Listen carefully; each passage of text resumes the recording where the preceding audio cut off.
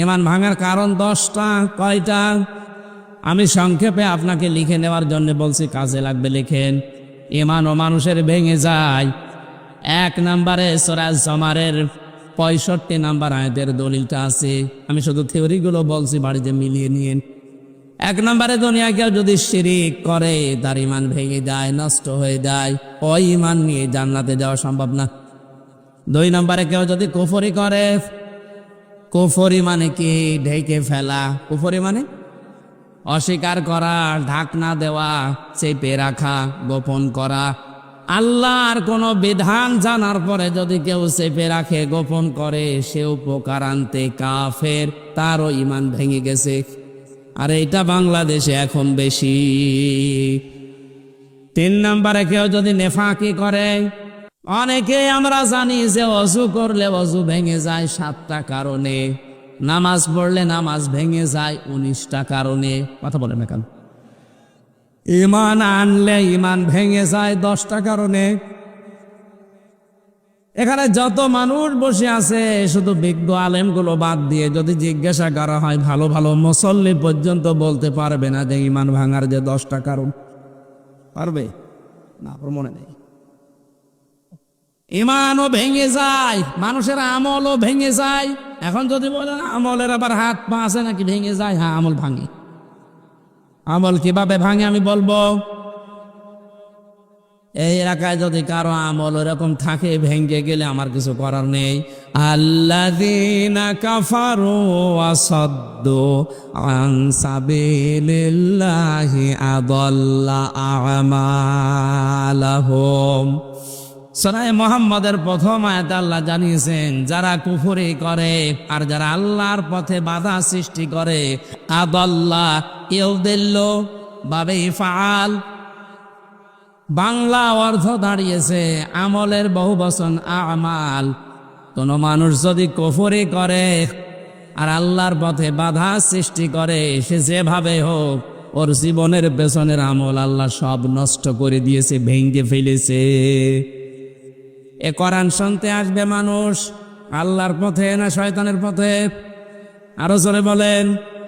মাওলানা আমিনুলকে সারাই বাধা দিয়েছে। আমি সজ্ঞানে স্বেচ্ছায় একেবারে বাস্তবতার সাথে মিলিয়ে কোরআন সামনে নিয়ে বলছি, আপনি নামাজ পড়তে পারেন, পাগড়ি মাথায় দিতে পারেন, হজ করতে পারেন, কোরআন অনুষ্ঠান চালু হবে বাধা দেওয়ার জন্য যারাই বিভিন্ন কায়দায় চেষ্টা করেছেন, আপনার আমল ভেঙে গেছে। কোন হুজুর নিয়ে আসবেন? এবার নিয়ে আসেন। যদি মনে করেন না বানিয়ে বলছি, সূরা হুজুরাতের 2 নম্বর আয়াতের ব্যাখ্যা আছে। বিশ্ব নবীর উপরে যদি কেউ কথা বলে, তাহলে তার আমল আল্লাহ নষ্ট করে দেয়, অথচ লোকটা জানেও না যে আমার আমল নষ্ট হয়ে গেল কি করে। লা তারফাউ আসওয়াতাকুম ফাওকা সাওতিন নাবিয়্যি ওয়া লা তাজহারু লাহু বিল কওলি কাজহারি বা'দিকুম লিবা'দিন আন তাহবাতা আমালুকুম ওয়া আনতুম লা তাশউরুন। কোন ইমানদার যদি নবীর উপরে কণ্ঠ দিয়ে উচ্চ আওয়াজে কথা বলে, হে নবী আপনি জানিয়ে দেন তার আমল আর নেই, সব নষ্ট হয়ে গেছে। এই আয়াত আমি বানালাম। কাবা এখনো পর্যন্ত মসজিদে নববীতে নবীজির রওজার উপরে এটা স্বর্ণের অক্ষর দিয়ে লেখা আছে। আপনি বলেন তো, এখানে নবী আসে কিয়ামত পর্যন্ত দুনিয়ায় আসবে? আরো জোরে বলেন বলেন। নবী তো আসবে না কিয়ামত পর্যন্ত, এই আয়াতটা আল্লাহ কোরআনে দিল কেন? আবার তারফাউ মজারে দিয়েছেন, এই কারণেই দিয়েছেন বর্তমান, ভবিষ্যৎ, প্রেজেন্ট, ফিউচার। কারণ কিয়ামত পর্যন্ত নবী আসবে না, নবীর ওয়ারিস আলেমরা আসবে। মাওলানা আমিনুল যাই হোক, ওনারা নিয়ে অনেক সমালোচনা আমিও শুনেছি হোক, কিন্তু নামের আগে তো আলেম লেখা আছে। এক কথা বলেন না কেন? আপনি এটা অস্বীকার করতে পারবেন যদি কামেল পাস করেনি? অন্তত এই দেশের শিক্ষা ব্যবস্থা অনুযায়ী উনি তো আলেম, এ দেশে সবাই জানে মাওলানা আমিনুল সিরির বন্দরের আলেম। আপনি যাই করেন না কেন, উনি তো আর গানের অনুষ্ঠান দেয়নি যেটা আপনি বন্ধ করে দেবেন। কোরআন শোনার যে ব্যবস্থা করার জন্য চেষ্টা চালিয়েছিল, এমনি এমনি চোখ দিয়ে ওর পানি বের হয়নি।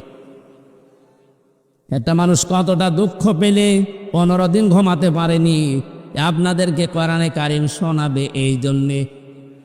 সুতরাং কোরআন শুনতে যারা বাধা সৃষ্টি করেছেন, সে যেভাবেই হোক না কেন আপনার আমল কিন্তু ভেঙে গেছে। এই এদিকে তাকাও। নামাজ ভেঙে যাওয়ার কারণ আমরা জানলাম কয়টা? 19টা। কয়টা? অজু ভেঙে যাওয়ার কারণ কয়টা? আমল ভেঙে যাওয়ার কারণ কয়টা? 2টা। আন্দাজে শুনছি। সূরা মুহাম্মদের প্রথম আয়াত দলিল দিলাম না যে 2টা? কথা বলেন না কেন? পৃথিবীর যে কোনো জিনিস আপনি দেখবেন সেটা নষ্ট হয়ে যাওয়া, ভেঙে যাওয়ার একটা পথ আছে। আমাদের যে আমল আছে, এই আমল ভেঙে যায় এই কারণে, নামাজ ভেঙে যায় এই কারণে, রোজা ভেঙে যায় এই কারণে, হজ ভেঙে যায় এই কারণে, যাকাত নষ্ট হয়ে যায় এই কারণে। যাকাতে আবার জায়গা আছে 8টা। কয়টা? এই 8টা বাদ দিয়ে যদি মানুষ 9 নাম্বার জায়গায় দেয়, তাহলে ও যাকাত ভেঙে যাবে, নষ্ট হয়ে যাবে। জান্নাত যাওয়ার জন্য যেটা আসল দরকার, ঈমান, ঈমানও মাঝে মাঝে ভেঙে যায়। আসতে বলেন, ঈমান ভাঙে না?